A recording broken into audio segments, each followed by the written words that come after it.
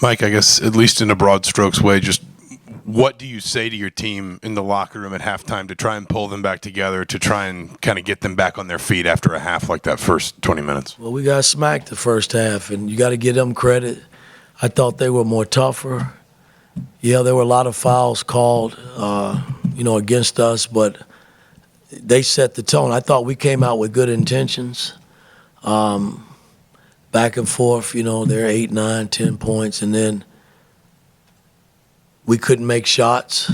That was a big difference in the first half. And they made shots, and they got to the free throw line, and Edie had a lot to do with that. Mike, when you mentioned good intentions there, were you trying to play defensively that way and just sort of weren't allowed to, or Well, again, best to describe that? I can't sit here and complain about the officiating. It's what it is.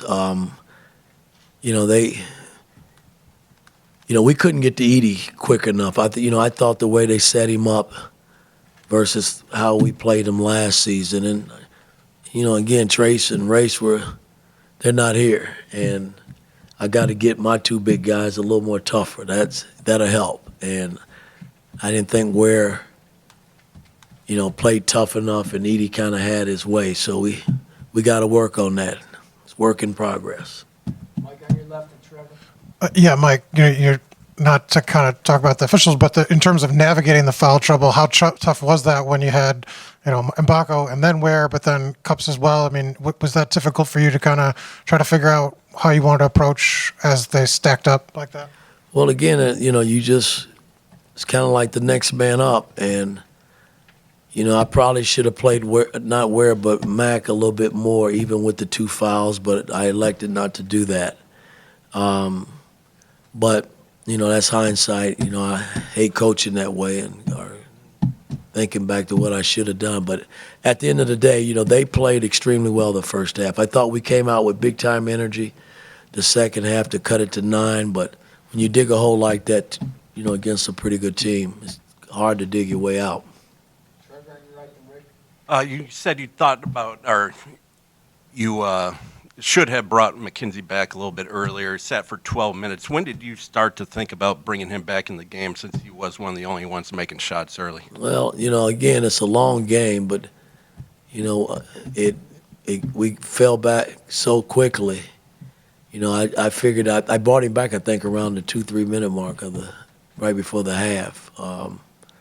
And when I think back to it, I probably should have brought him back a lot sooner, but I didn't. Rick, on your right, and Mike. Yeah, over here, Mike. Seeing Edie over the last 3 years, where's his biggest point of improvement this season? I think the fact that he's, his angles that,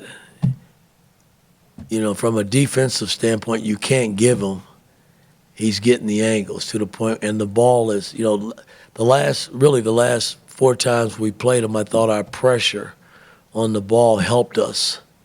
Whoever caught it, we had really intense pressure to the point where they just couldn't make pinpoint passes. And, once it goes from the angle or top down to the big fella, it's tough to get help there quick enough. And I think Ware could have done a better job in battling him, but he didn't. And, it's something to learn from.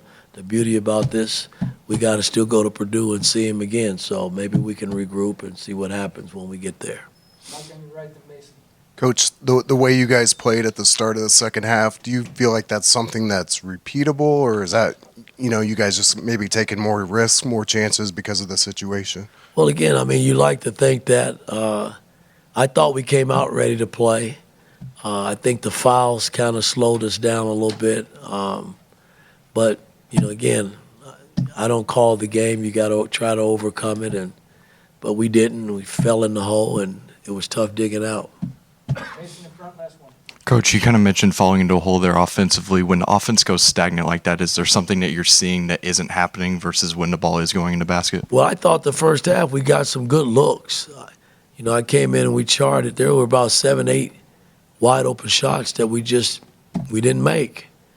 And, those are empty possessions that you leave on the table, and you come down and either we fouled or they scored. I mean, it wasn't a good combination for us the way we were playing, and so we got to move forward and get ready for Wisconsin now and see where we go from here.